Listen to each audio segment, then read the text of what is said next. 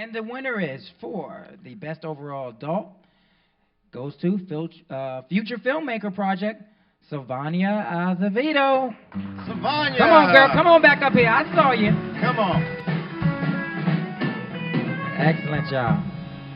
I'm too old for that. Are you really? Yeah. Okay.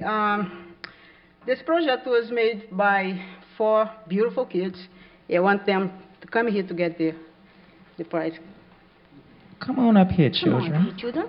Let's go. Give them a round of applause. Your name is? Johnny Ramos. Johnny Ramos. My name's Amir. Say it again. Amir. Amir. Excellent job, guys. Now, we have a 5-minute clip of your entry, so let's check it out.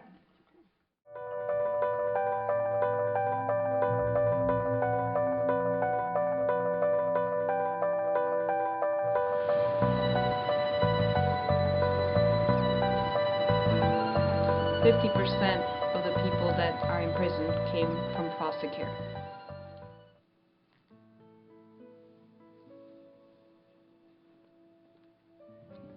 What burns me is that there are a lot of young people who are at residential facilities that shouldn't even be there.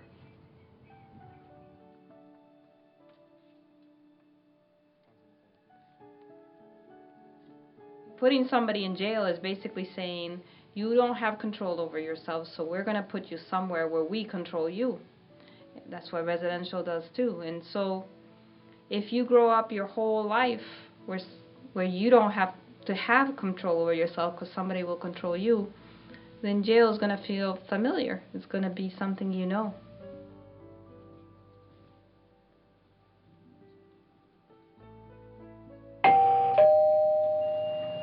Residential care has a place, and there's a need for it, especially if a child's at risk of harming themselves or maybe causing harm to somebody else. However, what happens is sometimes these young people get stuck there for years. When you walk into these places sometimes, it's just this very stale, stiff feeling. It's not inviting. It's not inviting at all. You described it as very prison-like.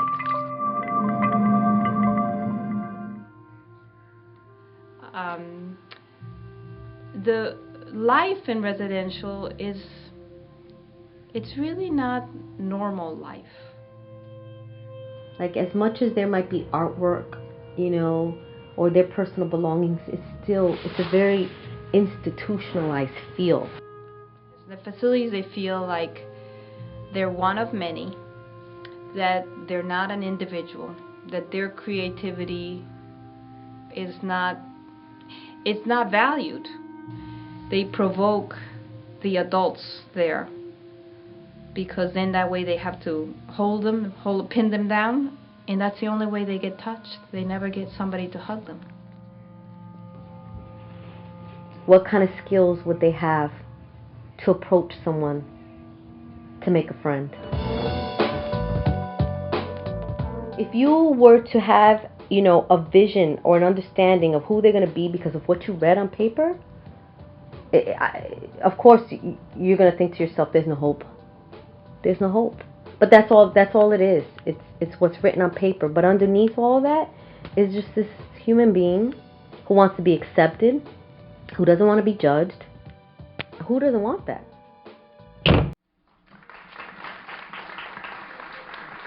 Excellent job. Such a Once great again, piece. Such a great piece. Sylvania Azevedo, the Future Filmmakers Project. Come to the podium, Sylvania. We have a question to ask you. Now, how much involved were you in this project? As far as, you know, how much did it touch you to do something like this? That's a life change. That was 100% involved with 8 months of shooting. And I have to tell you that in 40 years was the best thing I did, for sure. It was amazing. I learned a lot with them. And everybody who was part of this program was, you know, working really hard, and I can't say thank you enough for everything I learned with this. Great. That was great. Give him one more hand. One more hand.